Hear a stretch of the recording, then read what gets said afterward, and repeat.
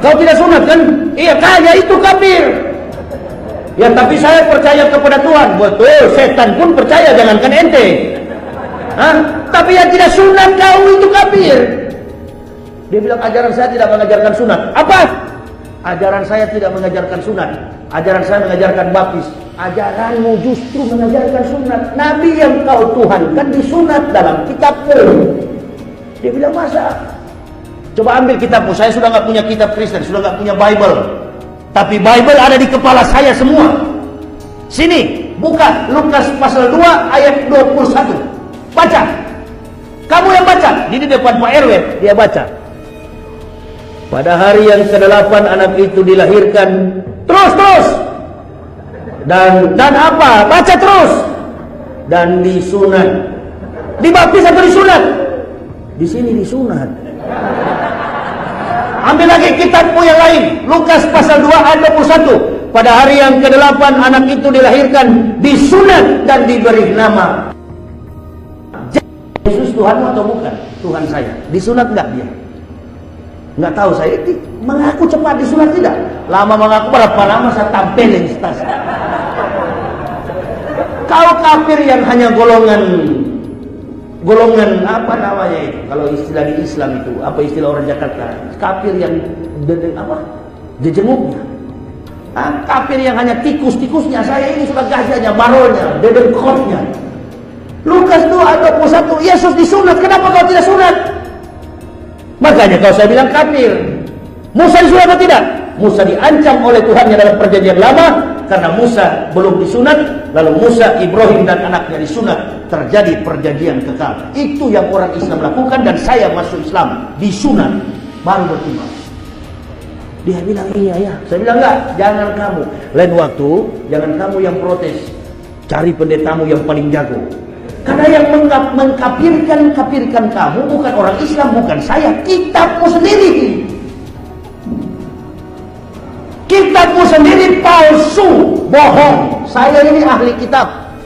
Masuk Islam karena kebohongan kitabmu sendiri.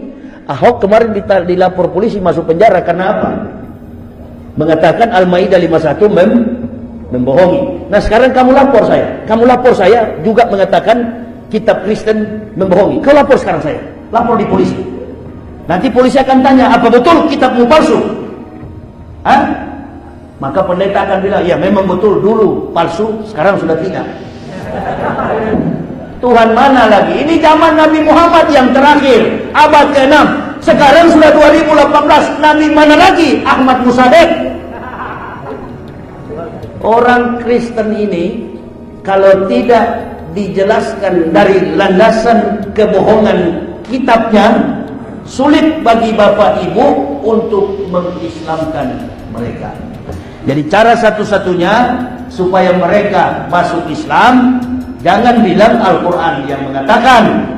Kalau kita mengatakan Al-Quran yang mengatakan kau masuk neraka, dia tidak percaya.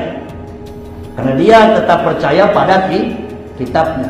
Bilang kitabmu yang mengatakan kau masuk neraka, maka dia akan berpikir dia akan masuk Islam. Itu orang-orang Manado. Makanya jangan heran yang masuk Islam itu kebanyakan orang pintar, orang cerdas, berpendidikan, ilmuwan, jenius. Beda dengan orang Islam yang murtad. Kalau bukan Indomie 1 bungkus beras 1 liter, kelepat, kasih keluar.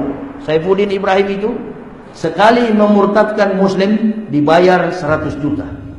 Makanya dia jadi gemuk sekarang. Perutnya jadi besar. Bagaimana tidak mau gemuk? Sarapan pagi daging babi, sarapan siang daging anjing, sarapan sore daging iblis.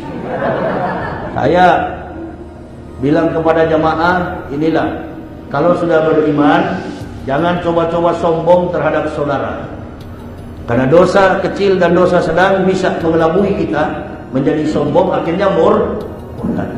Saya berharap ibu bapak, saudara-saudaraku, jalankan Islam ini sesuai dengan selera masing-masing.